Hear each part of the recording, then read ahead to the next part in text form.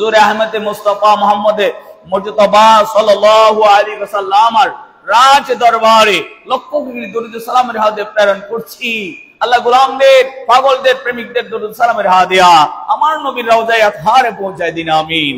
সম্মানিত হাজিরিন, একটু পুরো আয়াত কারিমা তিলাওয়াত করছিলাম। আল্লাহ জাল্লা মাজদুহু ওয়া তাআলা যদি তৌফিক আনায়াত করে অত্র আয়াতের কিঞ্চিত আলোচনা করব। আল্লাহ আমাকে আপনাকে সকলকে বুঝে মেনে চলার তৌফিক দান করুক, আমিন। বিসমিল্লাহির রহমানির রহিম। আলহাকুমুত তাকাসুর হাত্তা যুরতুমুল মাকাবির। আল্লাহ বলছেন আলহাকুমুত তাকাসুর,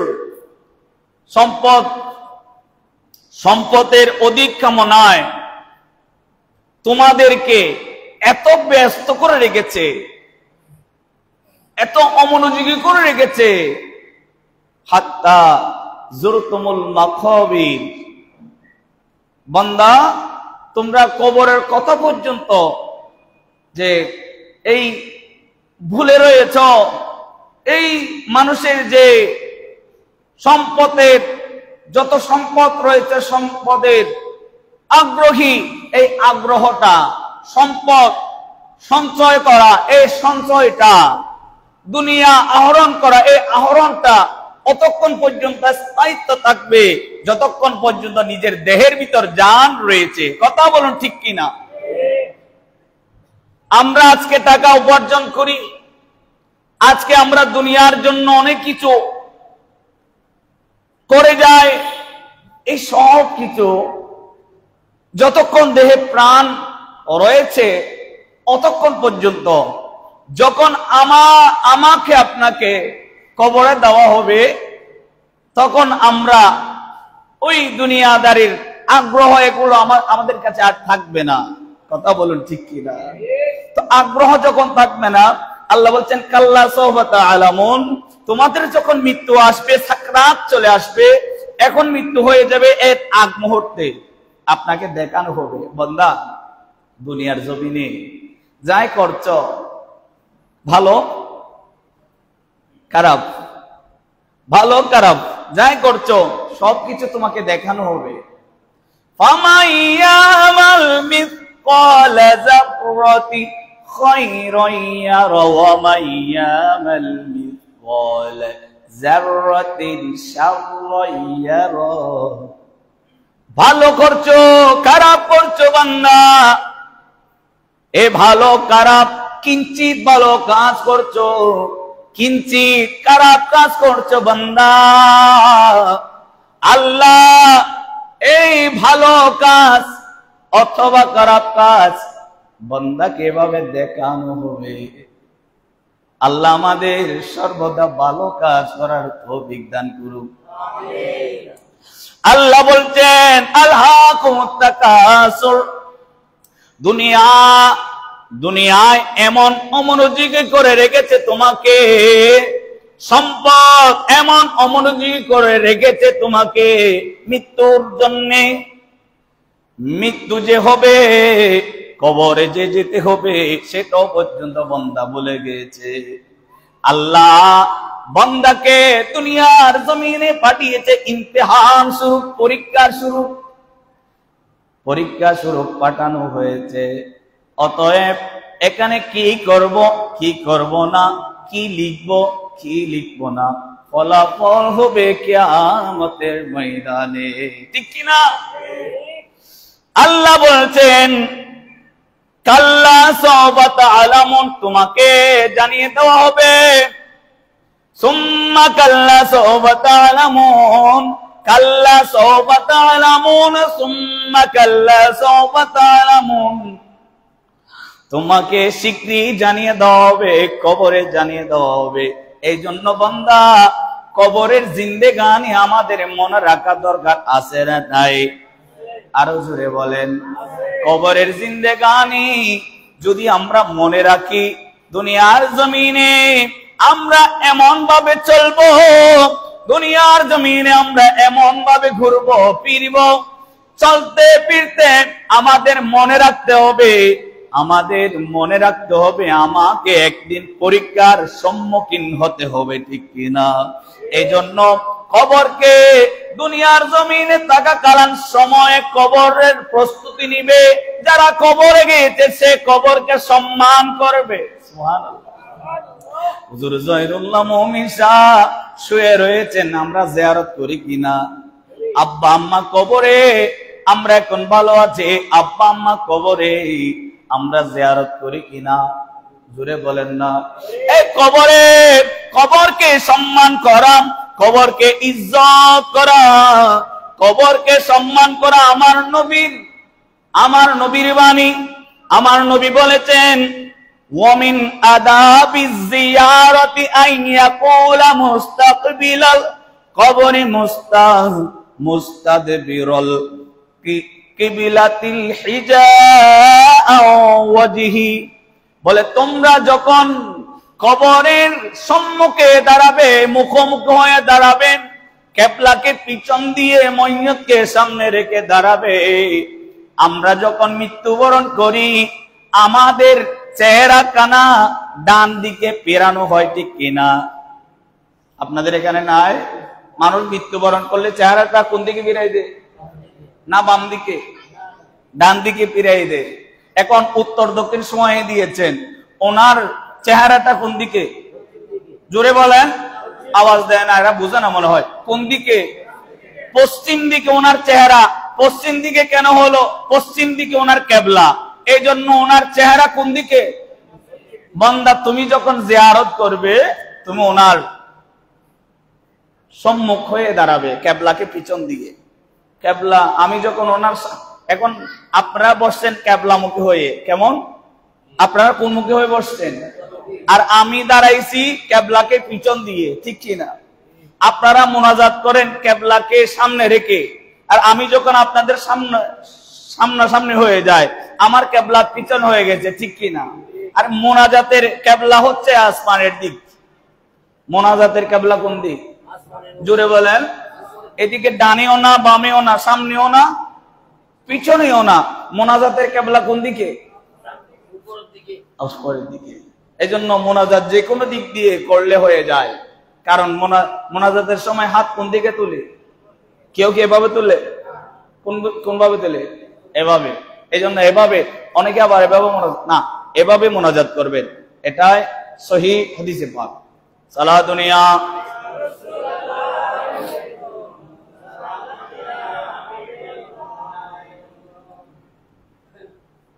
আমরা মানুষ যখন ইন্তেকাল হয় আমরা কবরের পাড়ে বসে কোরআন শরীফ পড়ি, ঠিক কিনা?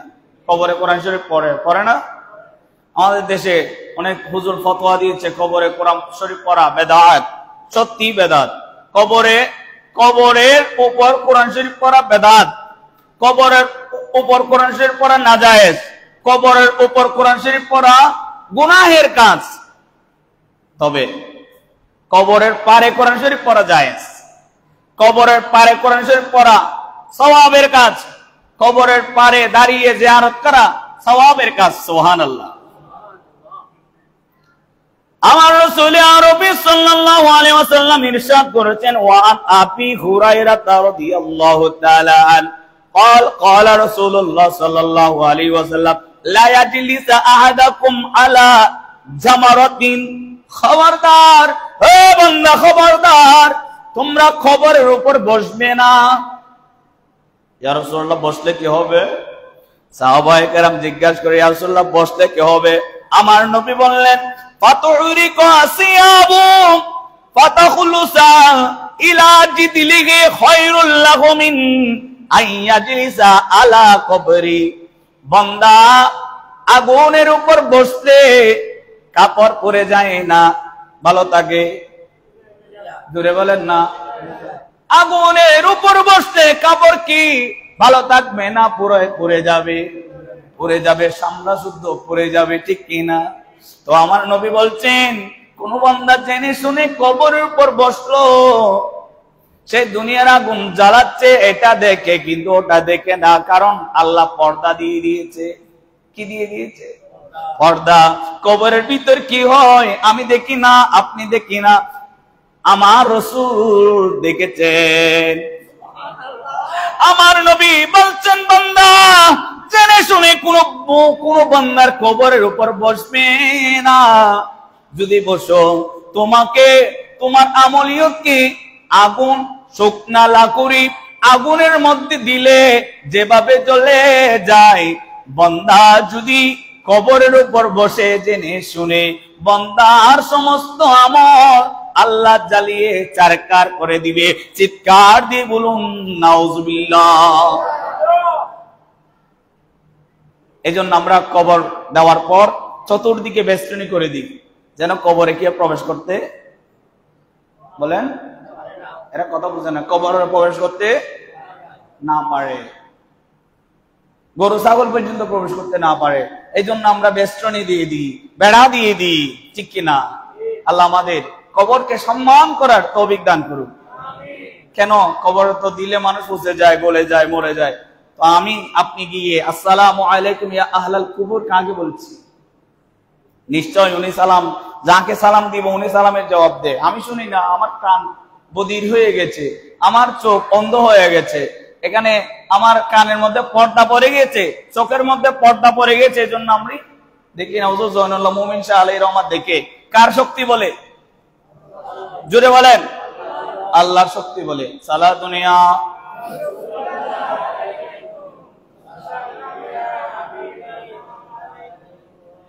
রাসূল আকরাম সাল্লাল্লাহু আলাইহি ওয়াসাল্লাম বলেছেন, ওয়ান আয়েশা রাদিয়াল্লাহু তাআলা আন قال قال رسول الله صلى الله عليه وسلم কাসরুল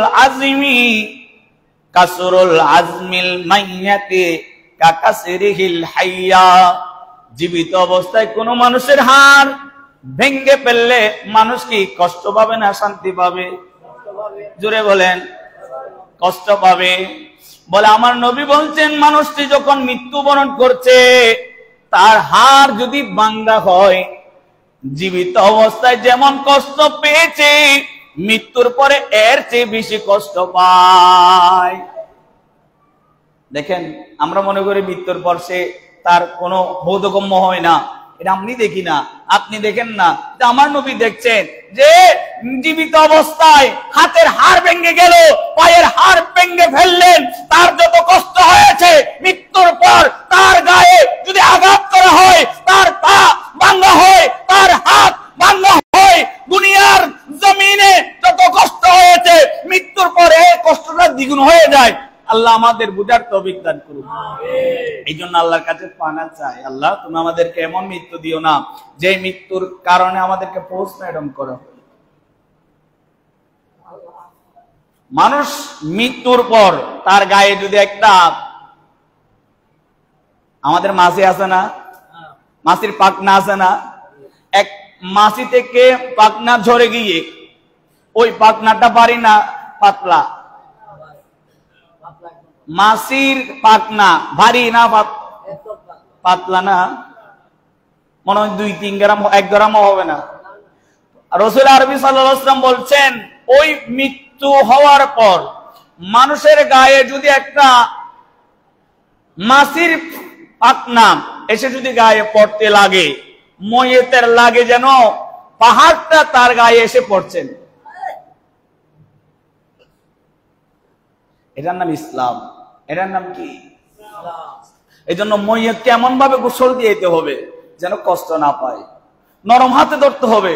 আমরা সন্তানকে যখন গোসল করাই, আমাদের মা গোসল করায় না, এদিকে ডলছে, সন্তান কান্না হাও মাও করে কান্না করছে, সন্তানের কান্নার দিকে মায়ের বোধগম্য হচ্ছে না, কারণ মা দেখছে সন্তান অনেকদিন গোসল করে নাই, এই ময়লাটা আমাকে পরিষ্কার করতে হবে, ঠিক কিনা? এভাবে শক্ত হাত দিয়ে ময়্যতকে কখনো গোসল দেওয়া যাবে না।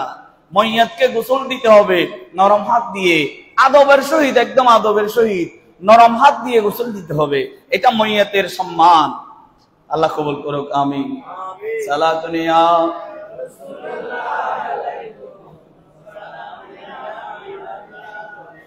وقال رسول الله صلى الله عليه وسلم لا تجلسوا على قبور ولا تصلوا إليها وعن عبد الله بن عباس رضي الله تعالى عنه ক্বালা রাসূলুল্লাহ সাল্লাল্লাহু আলাইহি ওয়াসাল্লাম মাল মাইয়াতু ফিল কবরি ইল্লা কাল গরিকিল মুতাগাওয়িযা ইয়ান্তাজিরুদ দুআ। মানুষ যখন কবরে যায়, ওই মানুষ একটা অসহায়, সমুদ্রের মধ্যে থেকে একজন মানুষ যদি আটলান্টিক মহাসাগরে পড়ে যায়, শিপ থেকে লঞ্চ থেকে, ওই মানুষটাকে পেলে শিপ লঞ্চ চলে গেল, ডানে কিছু নাই বামে কিছু নাই, ওই মানুষ সাহায্যের জন্য আত্মহারা। কথা বলুন ঠিক কিনা? আমরা যখন মা বাবা আমাদের আত্মীয় স্বজনকে যখন মরে যায় কবরে দিয়ে আসি, হাদিসে পাক প্রমাণ করে সে একটি ডুবন্ত সাগরের মধ্যে একলা একজন ব্যক্তি, সে শুধু ফরিয়াদ করতে থাকে, সাহায্য করতে থাকে, আমার জন্য কি দোয়া করবে, আমার জন্য কি নামাজে পৌঁছাবে। দেখেন, আমরা আজকে মা বাবার জিয়ারত করি না, কিন্তু মা বাবা আমার দিকে চেয়ে আছে। ওনাকে কবরের মধ্যে রুটা দেওয়া হয়, রুহের উপর আযাব হয়। মনে করেন কবরে দেন নাই, সমুদ্রের মধ্যে মানুষটা হারিয়ে গিয়েছে আর পাই নাই, আপনি যদি তার জন্য ফাতিহা করেন, তার রুহের মধ্যে ফাতিহার সওয়াব পৌঁছবে। সে যদি গুনাহগার হয়, তার রুহে আযাব হবে। আপনি যদি মা বাবার সন্তান হয়ে থাকেন, মা বাবার যদি ফাতিহা না করে থাকেন, মা বাবার রূহ এটা বদদুয়া দিবে আপনাকে। এই সিলসিলা যখন আপনি জারি রাখবেন না, আপনি মরার পর আপনার কবরে কেউ যাবে না। আপনার কবরের যে বেষ্টনী ছুটে গিয়েছে, ভেঙে পড়েছে, নষ্ট হয়ে গেছে, তখন ওই কবর দিয়ে মানুষ হাঁটাহাঁটি করবে, মানুষ তো জানে না। গরু ছাগল পায়খানা প্রস্রাব করবে। আপনি কি একজন সুসন্তান হয়ে আপনার বাবাকে কি বাইরে রাখতে পারবেন? বলেন। মির্জাপুরের মানুষ কি লজ্জা পায় মনে হয় আমার কথায়? এখানে আপনাদের মা বাবাকে মনে হয় বাইরে রাখেন। দুনিয়ার জমিনে যদি বাইরে রাখতে না পারি, খবর দিয়েছি, ওখানে আমাকে দেখাশোনা করতে হবে, কারণ এটা আমার বাবার চিরস্থায়ী বাসস্থান, ঠিক কিনা? এটা একজন মুত্তাকি ব্যক্তির কাজ। আল্লাহ আমাদের মেনে চলার তৌফিক দান করুক। সালাতুন ইয়া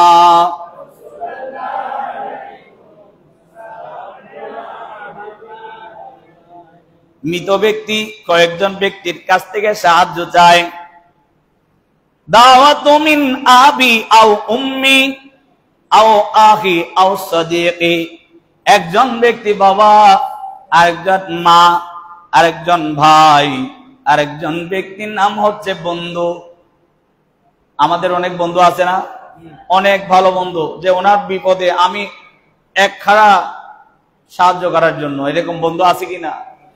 ওই বন্ধুর কাছেও সে কি পায়? সাহায্য চায়, যে আমাকে আমার বাবা, আমার মা, আমার ভাই, আমার বন্ধু আমার জন্য নেওয়াজে পৌঁছাবে, আর এই নেওয়াজে আমি আমার কবরে আসবে। আল্লাহ বলছেন, আমি ওই ব্যক্তির কবরে নেওয়াজে কেমন করে পৌঁছায় জানেন? যে পাহাড়ের ন্যায়। ওয়া ইন্না হাদিয়াতুল আহিয়াই আমসালি জিবাল। আমি পাহাড়ের পরিমাণ করে তার কবরে ওই নামাজের সওয়াব, ফাতিহার সওয়াব, জিয়ারতের সওয়াব, হুজুরকে দোয়া করতে বলেছেন মায়ের জন্য, ওই দোয়া আল্লাহ বলে যদিও বা ছোট্ট হয়, আমি পাহাড় পরিমাণ করে তার কবরে পৌঁছাই দিই। এজন্য মা বাবার জন্য দোয়া করতে হবে। দাদা দাদি মরে গিয়েছে, দোয়া করতে হবে। দোয়া করলে তার কবরে দোয়াটা পৌঁছবে যে পাহাড় পরিমাণ হয়ে। আল্লাহ আমাদেরকে বুঝার তৌফিক দান করুক। ওয়া ইন্না হাদাইয়ানাল আহিয়াই ইলাল মাউতি ইস্তিগফার লাহুম ওয়া সাদাকাতুল লানহুম। জীবিতদের পক্ষ থেকে মৃতদের জন্য এটা হাদিয়া, আপনি দোয়া পাঠাইছেন, এটা হাদিয়া। আর জীবিতদের উচিত হচ্ছে মৃতদের ইস্তেগফার কামনা করা, ক্ষমা, তাদের জন্য ক্ষমা প্রার্থনা করা। ওয়ান আবি মাসউদ রাদিয়াল্লাহু তাআলা আন্না রাসূলুল্লাহ সাল্লাল্লাহু আলাইহি ওয়াসাল্লাম قال كنت نهيتكم عن زيارة القبور। আমার নবী এক সময় জিয়ারত করতে নিষেধ করেছে। আমার নবী বলছেন এখন তোমরা জিয়ারত করো, আমি অনুমতি দিয়েছি। কারণ জিয়ারত এমন একটি ইবাদত, জিয়ারতে যখন যাবে বান্দা তখন তোমার মনে পড়বে যে আমাকেও একদিন কবরে যেতে হবে, আমাকেও এই কবরবাসীদের সাথে শামিল হতে হবে। কিয়ামতের, কবরের, মৃত্যুর একটি ভয় তার ভিতর চলে আসবে। এই জন্য আমি নবী নির্দেশ দিয়েছি এখন তোমরা কবরস্থানে যাও, জিয়ারত করো, তাদের জন্য দোয়া করো, মাগফিরাত কামনা করো। আল্লাহ আমাদের মাগফিরাত কামনা করার তৌফিক দান করুন। আমিন। ওয়ান ইবনে আব্বাস রাদিয়াল্লাহু তাআলা আন্না নবী সাল্লাল্লাহু আলাইহি ওয়াসাল্লাম বিকবরিহি বিল মাদিনাতি فأقبل عليهم بوجهه فقال السلام عليكم يا أهل القبور। আমার নবী একদিন মদিনার রাস্তা দিয়ে যাচ্ছিলেন, কবরস্থান দেখলেন, সালাম দিলেন, আসসালামু আলাইকুম ইয়া আহলাল কুবুর। সালামের জবাব নিলেন এবং আমার নবী বলছেন তোমরা আমাদের আগে গিয়েছো, আমরা তোমাদের পরে যাব, তোমাদের সাথে শামিল হয়ে যাব। সুবহানাল্লাহ। এভাবে আমার নবী জিয়ারত করতেন। আমার নবী একবার জিয়ারত করে সাহাবারা পিছনে ছিলেন, আমার নবী সামনে ছিল, একটা কবরে জিয়ারত করলেন। জিয়ারত করার পর আমার নবীর চেহারা আলোকময় হয়ে গেছে। আরেকটা কবরের সম্মুখে গিয়ে আমার নবী জিয়ারত করলেন, আমার নবীর চেহারা মলিন হয়ে গেছে। সাহাবায়ে কেরাম জিজ্ঞাসা করে, ইয়া রাসূলুল্লাহ আপনার চেহারা মলিন কেন? বলে আমার উম্মত কষ্ট পায় কবরের মধ্যে, আমি নবী কিভাবে বসে থাকতে পারি চেহারা মলিন না করে? আমার এখন দায়িত্ব হচ্ছে তাকে ওই আযাব থেকে মুক্তি করা। কবরের পাশে গেলেন, কবরে গিয়ে ওনার কবরের পর হাত রাখলেন। কিছুক্ষণ পর আমার নবী আবার হাত ওঠাই নিলেন। দেখছেন আমার নবীর সমস্ত চেহারায় আনোয়ার থেকে পসিনা বের হচ্ছে, ঘেমে গিয়েছেন আমার নবী। আমার নবী এভাবে হওয়ার পর সাহাবায়ে কেরাম জিজ্ঞাসা করলেন, ইয়া রাসূলুল্লাহ কি সমস্যা ওনার? বলে ওনার সমস্যা জটিল, ওনার আত্মীয় স্বজনকে খবর দাও যেন কবরের পাশে আসে। খবর দেওয়া হলো তার আত্মীয় স্বজনকে। কেউ আসলো না। একজন ব্যক্তি আসলেন, একদম বৃদ্ধা, হাঁটতে পারেন, একটা লাঠি ভর দিয়ে আসছে। মা এটা কি? এটা কার কবর? বলে আমার ছেলের। বলে আপনার ছেলে তো কষ্ট পায়, কবরের মধ্যে কঠিন আযাবের মধ্যে রয়েছে। বলে আলহামদুলিল্লাহ। মা বলছেন কি? আপনারা আওয়াজ দেন না। মা বলছে কি? আলহামদুলিল্লাহ। মা কি আলহামদুলিল্লাহ বলার মেয়ে? বলেন মা কেন আলহামদুলিল্লাহ বলছেন? আমার নবী জিজ্ঞাসা করলেন, আম্মা এটা আপনার ছেলে না, আপনি আলহামদুলিল্লাহ কেন বলছেন? তো মহিলা বলছেন, বাবা আমি যখন ওই ছেলেকে গর্ভে ধারণ করছিলাম, অল্প সময়ের মধ্যে 4-5 মাসের মধ্যে ওনার বাবা মারা গিয়েছে। আমি অসহায়, আমার সাহারা দিবে এরকম কেউ নেই। আমি ওই টাইমে ওই সন্তানকে প্রসব করেছি, অনেক কষ্ট, আর ওনাকে লালন পালন করেছি আমি বাড়ি বাড়ি গিয়ে কাজ করে। এখন আমার ছেলে বড় হয়ে বিবাহ করেছে। আমার ছেলে বউয়ের কথা শুনে, তার স্ত্রীর কথা শুনে, অযথা কথা শুনে, অযৌক্তিক কথা শুনে সে আমাকে কষ্ট দিয়েছে, আমাকে বকাঝকা করত, এমন একটি সময় এসেছে সে আমাকে মারছে পর্যন্ত। আমি আল্লাহর দরবারে ফরিয়াদ করছি, আল্লাহ এই মালিকে মুনিব আমার এই সন্তানকে তুমি দুনিয়ার জমিনে আযাব দিও না, তুমি কবরের মধ্যে কঠিন আযাব দাও। নাউজুবিল্লাহ বলে। বলিয়া আমার নবী বলছেন, মা দুনিয়ার জমিনে আযাব দিতে নিষেধ করছেন কেন? বলে আমি মা, আমার সন্তান আমার চোখের সামনে কষ্ট পাবে, আমি সহ্য করতে পারি না, এই জন্য আমি আল্লাহকে বলছি কবরে যেন আযাব হয় আমি যেন না দেখি।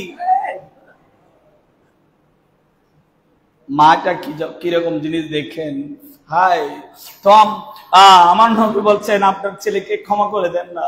বলে আপনার ছেলের কবরে আযাব হচ্ছে। বলে হোক, আল্লাহ দরবারে ফরিয়াদ করলেন, আয় বারিক আল্লাহ, আপনি আজকে মহিলার পর্দা উঠাই দেন, আপনি পর্দা উঠাই দেন, ছেলের যে আজকে আযাব হচ্ছে মা যেন দেখতে পারে। আল্লাহ আমার নবীর সদকায় মায়ের জন্য চোখের পর্দা উঠাই দিলেন। খবরের মধ্যে কি হচ্ছে মা দেখলেন। মা দেখছে সন্তানের কাপড় পুড়ে গিয়ে শরীরের চামড়া পর্যন্ত ছিঁড়ে গিয়েছে। এটা দেখে মা আল্লাহর দরবারে ফরিয়াদ করলেন, আল্লাহ তুমি আমার সন্তানকে মাফ করে দাও, আমি মাফ করে দিয়েছি, আমার সন্তানকে তুমি ক্ষমা করে দাও। আল্লাহ ক্ষমা করে দিলেন, সন্তানের আযাব সেদিন থেকে মুক্ত হলেন। সুবহানাল্লাহ। এই জন্য গর্ভধারিণী মা, জনম দুঃখিনী মা, বুকের দরদি আমার জনম দুঃখী মা। ঠিক কিনা? মায়ের কান্দন যাবতি জীবন, 2-4 মাসে বোনের কান্দন রে, ঘরের পরিবারের কান্দন কয়েকদিন পরে থাকে না, বুকের দরদি আমার জনম দুঃখী মা। দেখেন আমার নবী যখন ঢেরি দিলেন, পরিবারের কেউ আসলো না, ওই বৃদ্ধ মহিলা নারীর টানে আবার চলে এসেছেন। দেখেন পরিবারে কেউ আসবে না, আসবে কে? জোরে বলেন সালাতুনিয়া।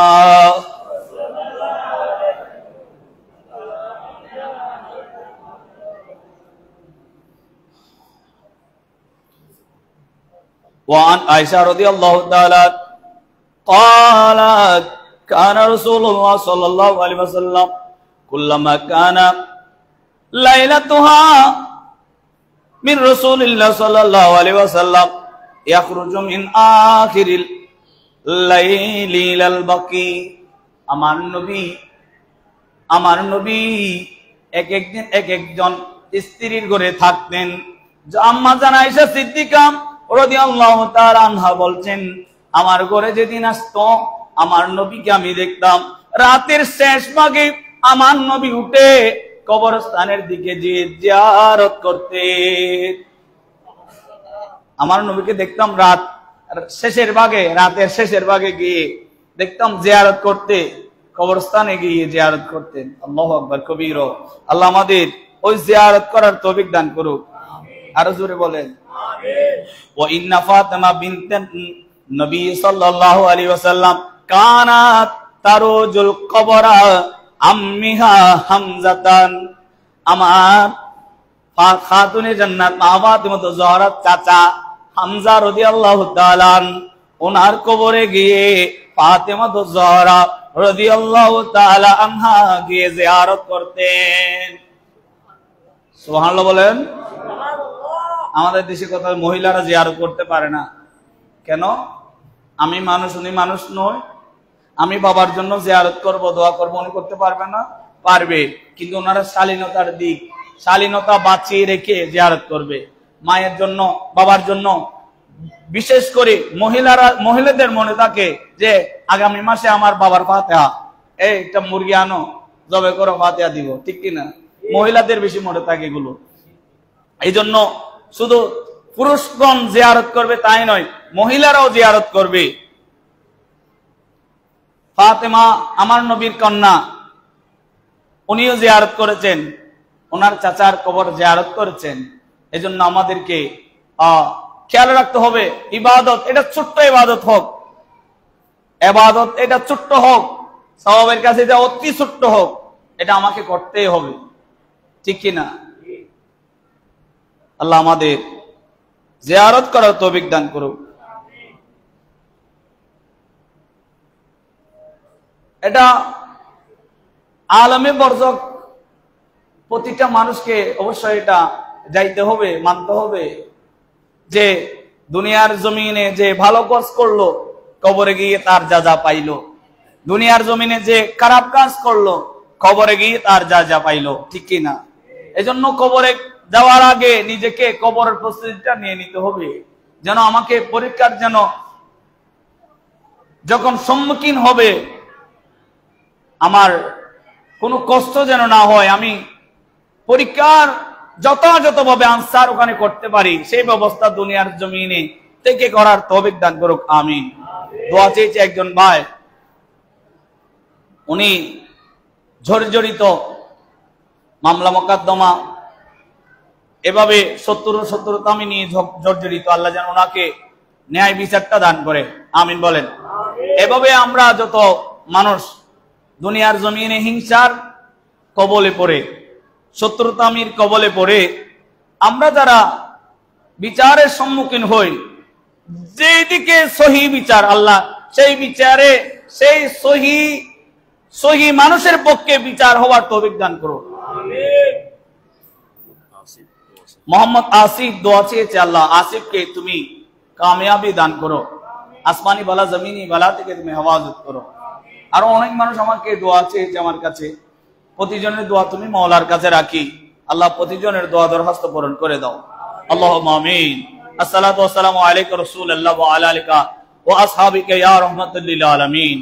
রব্বানা তাকাব্বাল মিন্না ইন্নাকা আনতাস সামিউল আলিম ওয়া তুব আলাইনা ইয়া মাওলানা ইন্নাকা আনতাত তাওয়াবুর রহিম। আল্লাহ হুজুর জয়নুল্লাহ মুমিন শাহ আলাইহির রহমার পাশে দাঁড়িয়ে, পাশে বসে, তোমার দরবারে বসে, তোমার ঘরের মধ্যে বসে, তোমার মুসল্লিনে কেরাম, তোমার মেহমানদের নিয়ে আমি গুনেহগার হাত তুলে দিয়েছি, আল্লাহ আমাদের হাতকে কবুল করো, আল্লাহ আমাদের যাবতীয় অশান্তিকে তুমি শান্তি করে দাও, আল্লাহ আমাদের জালেমের জুলুম থেকে হেফাজত করো, শয়তানের ওয়াসওয়াসা থেকে হেফাজত করো, আল্লাহ আমাদের শয়তানের কুমন্ত্রণা থেকে হেফাজত করো, আল্লাহ আমাদের গাড়ি ঘোড়া অ্যাক্সিডেন্ট বালা মুসিবত থেকে হেফাজত করো, আল্লাহ আমাদেরকে দুনিয়ার জমিনে ইজ্জতের সম্মানে বসবাস করার তৌফিক দান করো। আল্লাহ যত রকমের সমস্যা নিয়ে এসেছে সকল সমস্যার হুজুর জয়নুল্লাহ মুমিন শাহ আলাইহির রহমার উসিলায় সমাধান করে দাও। ওয়াসাল্লাল্লাহু তাআলা আলা মুহাম্মদ ওয়া আলিহি ওয়া সাহবিহি আজমাইন। আফজালু যিকরি লা ইলাহা ইল্লাল্লাহ মুহাম্মাদুর রাসূলুল্লাহ।